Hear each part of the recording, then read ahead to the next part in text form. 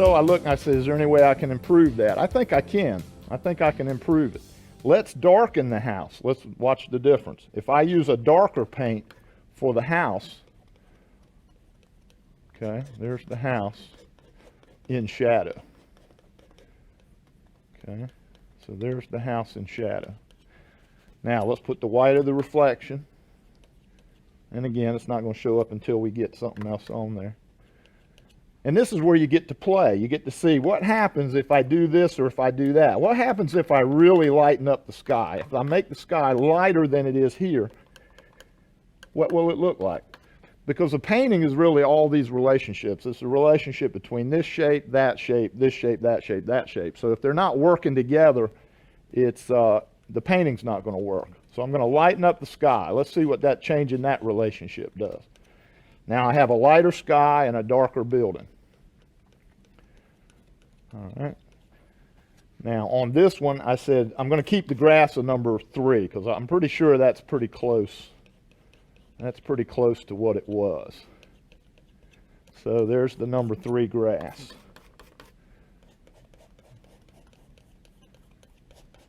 Okay.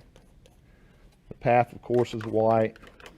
We're going to leave that the same. That's not going to change one way or the other. Okay. And a dark bush.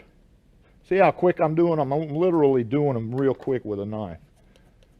I'm not interested in if it looks like a bush or not. I'm just trying to work out this relationship. So I lightened this one. I darkened this one. I think I said, what if I put a really dark line right along here that were some bushes right here? That would make this stand out even more. And the painting's really all about the sparkle on the water, so that's why I want to do it. So I'm going to put a dark right here. Watch. Watch how having that dark right there really makes that white pop. Can't get it quite dark enough. There we go. See, if I have a real dark right there, I get a better look of sparkle right there.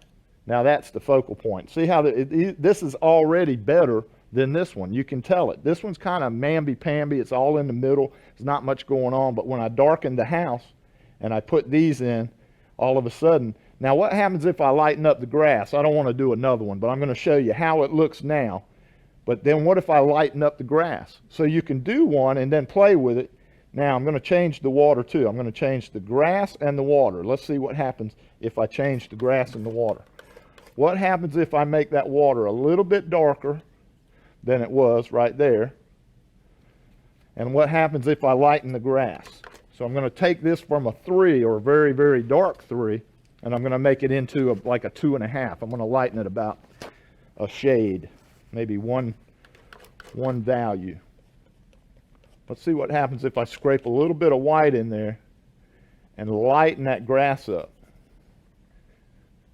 Oh yeah, see how much better that grass looks than this one? It's just a little bit lighter. It's like a half a shade lighter. So that tells me I'm going in the right direction.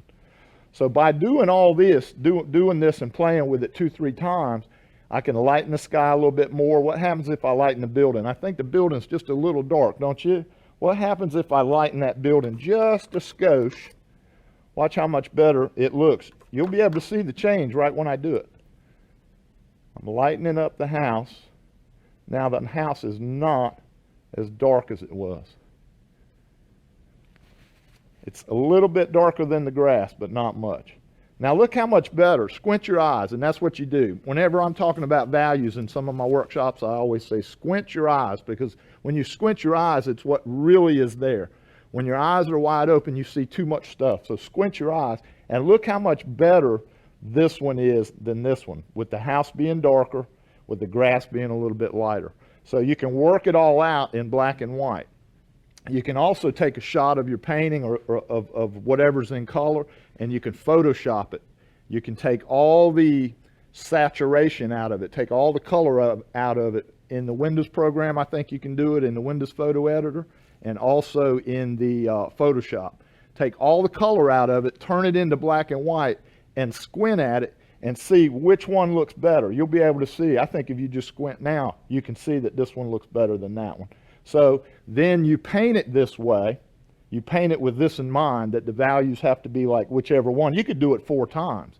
And maybe you do another one down here that looks even better than that one. Play around with it, see what you change. Maybe you change the sky, maybe you change the bush, whatever, and change it and do 4 of them, pick out the one that works the best, then run with that on your big painting. And I think you'll be much happier with it. So that kind of shows you the importance of doing value sketches, either in paint or with a magic marker or whatever, and working it out. It's almost planning it. It's planning it before you take off and do the big one. I hope you enjoyed that lesson. If you want to see more about me or the stuff I do, go to MikeRooneyStudios.blogspot.com.